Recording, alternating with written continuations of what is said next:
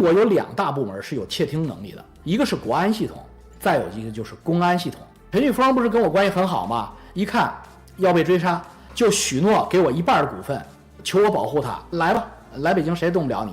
他就不听我的话，偷偷的给他姘头打了个电话，人家就窃听了他。我操！我就骂我操你妈！我就直接这么骂粗口。我说你们哪儿的警狗？我说你敢上北京，你抓我，我叫什么什么，你过来，你抓我。公安不说话，因为我们不敢抓你，我们还不敢抓他吗？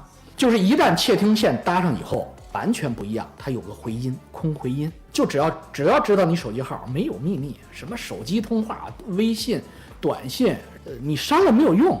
我今天跟大家讲的是窃听风云，怎么讲呢？我跟大家讲点掏心窝子的真心话，信的就信，不信的就当我放屁，不要看了，好吧？就是中国做生意，只要做到大生意的，上小目标往上的，往往都有商业敌人啊，这敌人英语叫 business enemy。李建新就是我的 business enemy， 我们俩都互相想把对方干掉的嘛，对不对？以后我再讲他怎么找的那个周永康，然后干我，然后我怎么找到当地公安局局长干他，要干死他之前，公安局局长先死了，所以他妈李建新这个瘪犊子也是有上苍保佑。李建新装死呢，李建新躲起来了，到处都通缉他也不敢出来。窃听风云，郭总统是专家，你说的太对了。中国有2大部门是有窃听能力的，一个是国安系统啊，总参呢不用说了，总参是军内系统，那个很难接触的。国安呢就比较接地气儿，国安系统它都有窃听装备。再有一个就是公安系统，国安和公安这2条路子都是通的。公安系统的门槛极低，国安呢稍微的高那么一点儿。你像郭文贵先生呢，他就是走的国安的路子，马建副部长就是他的板兄弟。那他俩基本上就是这么讲吧，见人杀人，见佛杀佛。要不是后来碰上胡舒立了，招了李友了，他根本无敌。因为光棍他们那个系统窃听风云，拿你的证据一拿一个准，那是流程化的。公安就是他家的私奴，就他家丁是一样的，5528就是这样的。我看你今天他妈长得像个贪污公款，长得像个行贿受贿，我怀疑你跟我走一趟，就是这样的，你知道吧？那你像因为什么？窃听是无敌的。我跟你讲讲我亲身经历的这个窃听，我亲身经历的。我在早期还没有做起来的时候呢，我在颐和资本早期刚刚成立的时候，当然那时候颐和资本也挺牛逼的，但是没有像后来那么大的时候呢，我在浙江，我认识了一个杭州商人，这个商人是浙大数学系毕业的，跟我同岁或者大我1-2岁，叫陈旭峰。我不知道杭州，他现在还在杭州，杭州人有没有认识他的？他特别胖。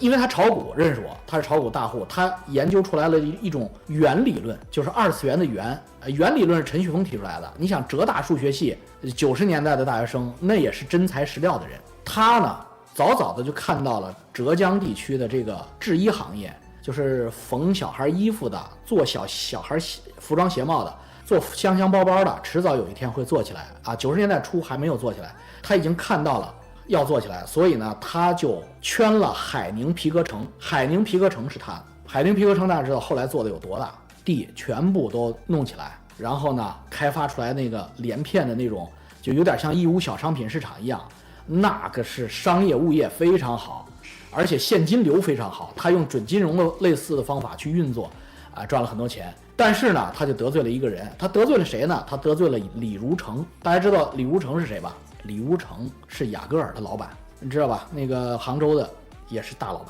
雅戈尔呢也想转型到商业地产，但是雅戈尔的老板李如成呢，知识结构呢照陈旭峰的差一个时代，所以陈旭峰叭给他一讲，陈旭峰没钱，雅戈尔有钱呀。陈旭峰的资金当时大概是1000万级的，但是雅戈尔当时已经是几十亿级的了，所以雅戈尔当时就给了他8000万现金，让他去落实这些事儿。他拿了8000万现金之后呢，他就买了很多地，包括在杭州、西溪呀，包括在很多好地方买地。买了地以后呢，旭峰呢就跟李如成俩人翻脸了。这就是中国人的问题啊！大家知道老王为什么一再说中国人有问题，就是中国人总是在合作之前全是兄弟，见了好以后全他妈翻脸，这就是问题。所以呢，陈旭峰就跟李如成俩人翻了脸。那李如成还是他妈的有2下子啊，李如成就窃听风云啊，就直接给陈旭峰上了手段了。因为雅戈尔使唤当地的公安局，就是他是哪个区的公安局我忘了，那就这样去，那公安局就会去。动的是经侦还是刑侦我不清楚啊。就是李如成就派人去追杀这个陈旭峰。陈旭峰不是跟我关系很好吗？一看要被追杀，就许诺给我一半的股份，他许诺给我50%的股份，求我保护他，那我肯定愿意啊，我来吧，来北京谁也动不了你。他就来北京，就一直住在我安排的亚运村的五洲大酒店隔壁那个大酒店。五洲大酒店他住2天嫌贵，5星的，因为他住时间太长了，他要躲这个事儿，他得躲1年2年呢，所以他就住在旁边的那个亚运村五洲大酒店旁边那个3星级的，也叫亚运什么五洲酒店，我忘了叫什么名。所以我说不能在那儿躲，在那儿我好几个弟兄在那儿躲事儿，全他妈出事儿了。这个旭峰呢躲在那儿了，他就不听我的话。我让我的司机给他配上我们这儿的军车，因为我当时后边是有部队的，有军车的，甲 A02，没人敢碰他的。然后我呢又给他配了诺基亚5110，全是北京，那时候北京有一抠得的那种卡，就是北京移动那时候的电话卡，没有任何的那个身份证痕迹。我说你就用这个手机号和这一摞卡和这2个手机，你不要用你自己的手机号，另外不要打你的在杭州的那些什么情人啊、姘头啊、什么财务啊，不要打他们电话，因为全都给你空着呢。他大概3月1号左右投奔我了，然后呢，这个到5·1的时候，他没有跟我说啊，我告诉他你不要回去，你在北京他们不敢碰你，你虽然在那边公安给你挂上了，什么给你上网，你不用担心，因为公安他才不会给李如成拼命呢，而且他不停的跟李如成要钱，因为李如成开始可能给500万。哎操！过了3个月，500万经费花完了，办案经费没有了。那李如成，要不你再给500万啊？我再给你盯5个月，他还没有回来，没有回来，没办法，又没有钱了。这公安就是吃这口饭的，公安就是吃这口饭的。公安不怕事儿大的，公安律师这都不怕事儿大，就怕你没有事儿。所以你在北京躲着，你也花不了几个钱，对不对？结果呢，这孙子陈旭峰就是不成熟，他总觉得他的事儿没那么大。他总觉得我在吓唬他，他忍了2个月之后，他5月1号偷偷的给他姘头打了个电话，他姘头也是财务打的电话，人家就窃听着他。我给他打电话的时候，我给他通他原来电话的时候，我就知道他被窃听。为什么呢？我告诉你们啊，窃听特别简单，直到今天微信通话你都知道被窃听了。为什么？到现在都没有解决这个技术难题，就是一旦窃听线搭上以后，你小的时候家里边用没用过电话？你家里如果有分机的话，楼上一个电话，楼下一个电话是同一个号，铃声会突然响，有的时候你拿起来接电话的时候，你妈同时会拿起来，你这个时候听有点问题，就感觉你这个话筒那儿有一个白噪音，那个就叫被窃听，这是特别简单的方法，而且到现在技术、公安、国安都解决不了。听着我这个啊，你们在中国做的生意还没有出来的，有商业敌人给你们上的就回音，对，这回音不是那么明显，不像大老王的麦克风不好的时候那么明显，但是你绝逼能听出来区别，跟你平时安安静静彼此之间打电话完全不一样，它有个回音，空回音，我就知道是浙江公安，我就骂他们，因为我没任何事儿啊，我怕他个球啊，我操，我就骂我操你妈，我就直接这么骂粗口。我说你们哪个井狗？你压根儿拿了多少钱？你干这事儿？我说你赶上北京，你抓我，我叫什么什么公司的，你过来，你抓我。公安不说话啊，默默地录下来，因为我们不敢抓你，我们还不敢抓他吗？然后呢，到5月1号他不听我的话，他真的就去了，回去了，自己偷偷的买了一张就是不记名的那种车票，绿皮车的嘛那种，他就觉得没问题，下了火车站，公安就把他给扣了。扣了就判了他8年，这说话大概是2004年、05年，哪年抓他？第2年5·1抓他，判了8年。我记得是05年左右，04、05、06，就这3年吧，中某一年判的。这样的话呢，他掐指一算呢，他大概关到了14年、15年才把他放。陈旭峰，对，就是陈旭峰，就这3个字。所以五洲皇冠，对，那个酒店就叫五洲皇冠，他在那住2月，不听我话跑了。所以窃听在中国的商业战场上，这是一定会出来的动作，他要达到这么几个目的，这不是李如成的特异功能，这是每一个老板，包括我们全都会用的。他有几个目的：第一，拿到商业对手、拿到敌人的秘密，你有几个私生子，你有几个小蜜，所以拿这个东西分隔你跟你老婆，那就是一使一个准儿。然后拿到你做假账也好，拿到你贿赂也好，总之是你的犯罪证据，这是第一个目的。第二个目的是什么？定位你知道吗？能窃听的就能定位，那定位基本上就准确到知道你在哪一个楼，但他未必知道你在哪一层，但是就知道你在那个范围就10米一个圆圈，你走不出去。那你想想，那他妈抓你不太容易了？在北京当然知道你在亚运村躲着，那没办法，不敢抓你。知道你在北京打一电话，操，那北京当地派出所过来就把杭州派出所都给他们缴了械了。那所以呢，他们就等着你回去。那你他妈一踏上杭州的土地，那他妈由不得你了。中国就这样，杭州还是中国最文明的，北京是中国最文明的，都这样。你想想，那山西、那内蒙，那乱到什么程度？那李钟楼和张新民，山西的煤老板中的 No.1 和 No.2，两个几百亿的大老板。互相给自己公安局报警，让自己公安局抓了自己，因为公安双方都有窃听定位能力的时候，这就相当于两个人的超级赛亚人模式都不能打开，因为你都是超级赛亚人，你这就没法打了嘛，所以就又都回到正常人的模式，然后没办法呀，不正常人模式不就被抓了吗？怎么办呢？就让自己地方的警察呀把自己抓了。就是吕钟楼让李钟楼的警察抓了自己，吕梁的吧？那个张新明让张新明的警察抓了自己，每天坐这个警车上下班，都怕对方的警察来抓自己，因为立案它有一个规矩，就是这个嫌疑人只要在一个警方立了案，其他任何警方的案子都得往后排，这个警方没处理完，一直在侦查中，你这按次序不能抓人的，明白吧？这叫规矩。啊，也就是这个引渡也好，抓人也好，在各省各市，中国内部也有规矩，要不然不就乱了吧？那么谁哪儿的黑白无常都能互相勾魂，那不就完犊子乱了吗？所以有规矩，他们就利用这个规矩。还有一个窃听风云出了大事的，就是后来我开了油管，又跟我联系那个辜勤华，中广系的辜勤华，中广传媒，中广系有这么几个老板：肖辉成、辜勤华、吕瑞峰这三个人。辜勤华呢是咱们加拿大，他是我们中国的大陆的所有的大陆人里边第一个加拿大拿到法学学位和律师执照的人。新中国有很多的留学生那一代80年代来的，你想第一个拿到律师学位的人，那是人才，那绝逼是人才，因为加拿大律师证多难拿呀。所以这个辜勤华拿到了律师证以后呢，那个时代律师行业他在蒙特利尔，律师行业哪有中国人呀，全是白人嘛。所以他就跟这些白人大所干了以后啊，那时候克里斯蒂安总理访华都带着辜勤华，那时候加拿大总理叫克里斯蒂安，带着他他就牛逼了，他就认识很多有钱人，然后呢他就在这儿成了精了。老辜应该是50年代生人的，老辜呢和肖辉成是沈阳的一个坐地的解放军的退役军官，也很有水平，很有实力，开发房地产的。然后老顾呢有资本市场的经验啊，老肖呢有钱和这个房地产开发商的这种魄力和实力，俩人合作，一个是在北京，在西客站那边弄了个中广大厦，挺大一个楼啊，在北京啊，大哥2环1里，离长安街没多远，叫中广大厦，你们现在看看没准还有呢。然后呢，这个在沈阳中街买了一大块地，就是中街的地全基本上让他们买差不离了，然后又在苏家屯啊又买了一大块地，特别大，那个大到是论千亩计的，在苏家屯那边。那时候苏家屯是开发区嘛，地便宜，他们在沈阳成立这个叫沈阳中环房地产开发有限公司，就是香港中环的2个字。然后还在就是其他地方这种硬物业啊，就不用说有多少了。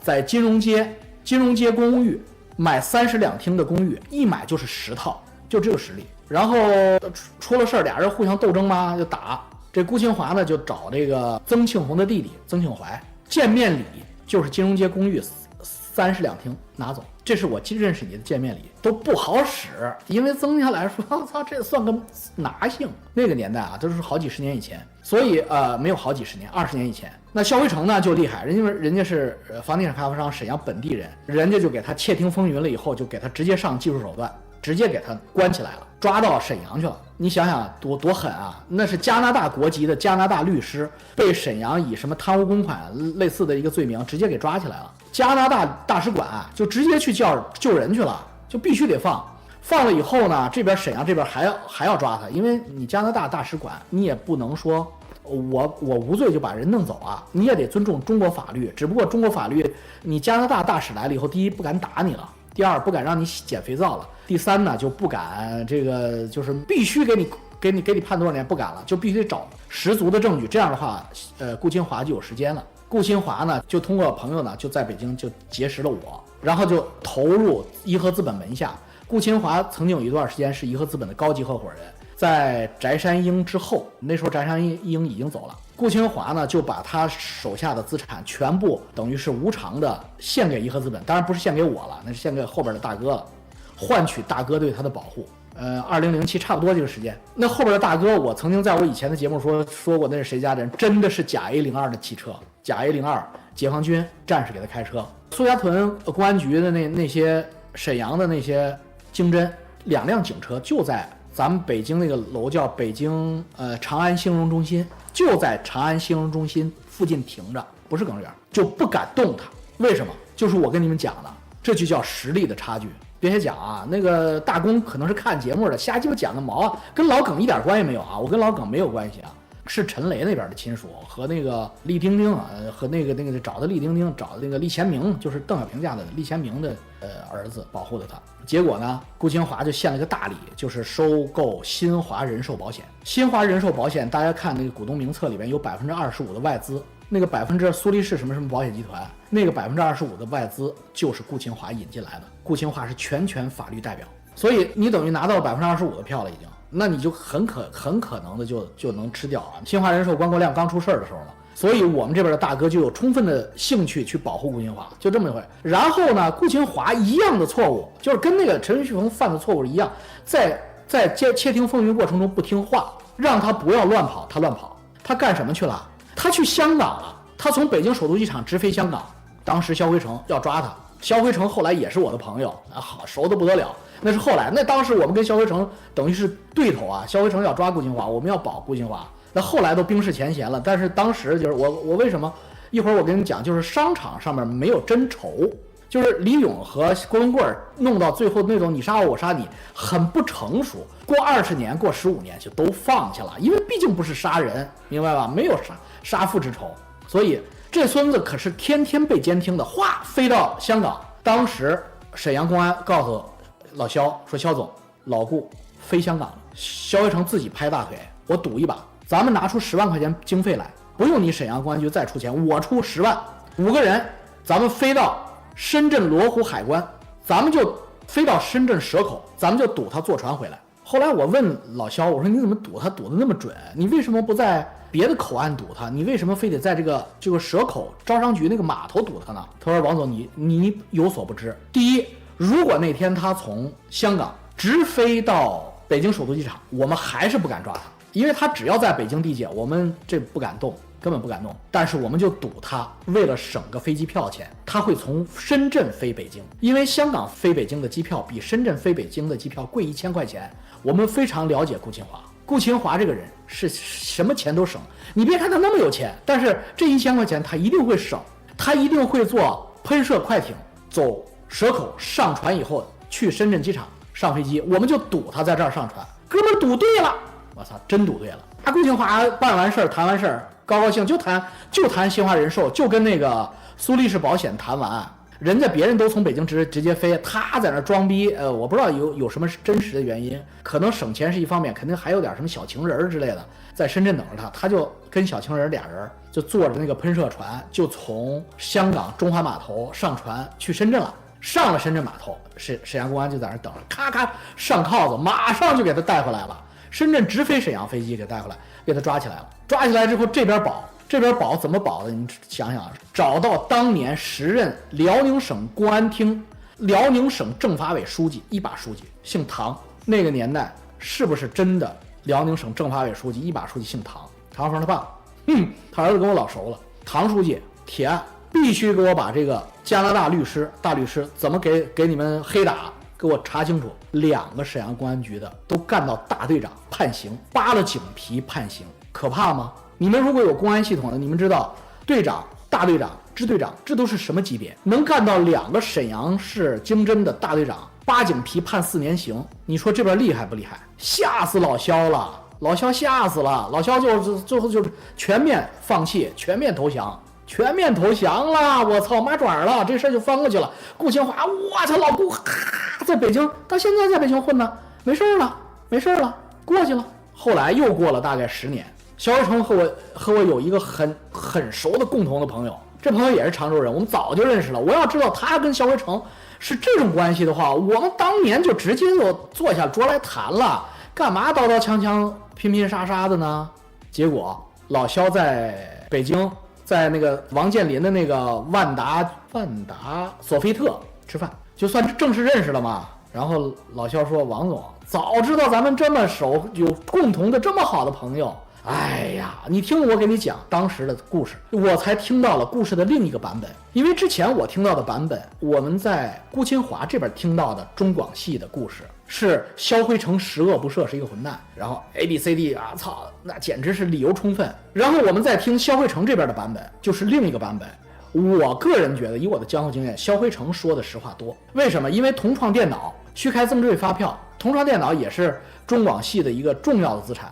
被萧辉成那么大的老板被判了2年有期徒刑，但是抓他的时候，你想他几百个亿的增值税票都觉得会枪毙他，顾清华也觉得会枪毙他，所以顾清华就把萧辉成入狱的这个过程中，因为萧辉成是第一大股东，是董事长，伪造萧辉成的签名，把萧辉成的所有的股权全转给了自己，这他妈是伤天害理，而且只有坏律师能干得出来。郭宏就干这事儿，我们温哥华郭宏律师就伪造别人签名，转别人的钱，因为律师可以啊。律师可以给你直接出法律文件，这边都认，只要这个律师心够黑，胆儿够大，他就敢干。顾清华不是个好鸟，我操！顾清华，老顾看我节目，老顾我不怕你挑理，老肖把你的底儿都说了，你要是不服，他可能现在也在加拿大，那你上我温哥华来，咱俩摆一摆，咱们请老肖也飞过来，我操！你看看是不是？我觉得老肖说的话是对的，是真的。所以后来我跟我陈大哥讲，我操，我说你看你乱抓，你让老唐大哥把人家全鸡巴抓了，然后你这保下来这个事不对呀！哎呦，我陈大哥后来都拍大腿，嗨，谁知道他乱飞呀？要不然新华人寿收到了以后，哎，管他是对是错呢？我操，几百个亿那也值了。后来那狗咬猪水泡一场空，明白吗？全是真的。然后就我没有经历的，但是我从我的视角看，我知道他们是怎么运作的。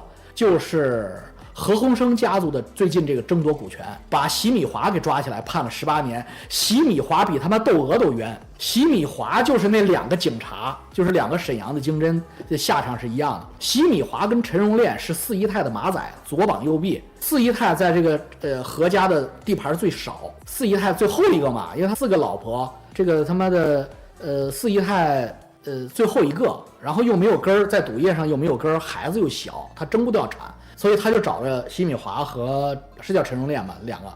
席米华、陈荣炼呢就做网络赌场，就一下子给他，对，何猷君是他儿子，一下给他做起来了。做起来之后呢，2姨太就是何超琼吧，是何超琼那一支儿，何超琼是接班的吧。他们家的家族资产总共算下来大概是5000亿港币，这个 level 10%就是500亿。那老爷子活着的时候就非得给4姨太10%，4姨太在这个基业里边寸功未立，但是因为他生了孩子，有了4姨太的名分，老爷子要给他10%，所有的2姨太、大姨太、3姨太都不同意，这你看这就是好男人院嘛，就是我为什么不娶那么多老婆？因为你看到这个东西你就知道娶老婆多了是傻逼。真的是傻逼，你除非能摆得平，你摆不平，何鸿燊都摆不平，何鸿燊4个到上线，你何能你比何先生厉害？所以何先生一死，你们看那个时间线是不是这么串着？何鸿燊死之前，没有人敢动4姨太一根毫毛，因为老爷子毕竟在。何鸿燊一死，第一个出事的就是谁？第一个出事就是弹钢琴那个李云迪，对不对？因为李云迪是4姨太的家庭钢琴教师。李云迪了解4姨太家里边很多秘密，甚至李云迪本身就是4姨太家里的秘密。这是我刚才说的窃听你的目的，全都是窃听风云。李云迪的手机、微信全部都被2姨太家安排的窃听住。窃听完了以后，拿到李云迪这边的这等于是见不得光的这些证据，然后窃听陈荣炼和席米华，把席米华和陈荣炼这边洗钱的证据拿到铁证，就等老爷子死。老爷子一死，葬礼风光大葬做完再动你，这就叫实力。老爷子葬礼之前绝不动你，老爷子死和老爷子葬礼之间隔了很长时间的，一定要让葬礼的时候所有的人都一团和气。葬礼结束，马上就动李云迪。那个时候李云迪就是钓鱼钩上的鱼。如果李云迪早看我的频道，他就知道自己被窃听了，因为他的电话和微信总是有个串音的声音。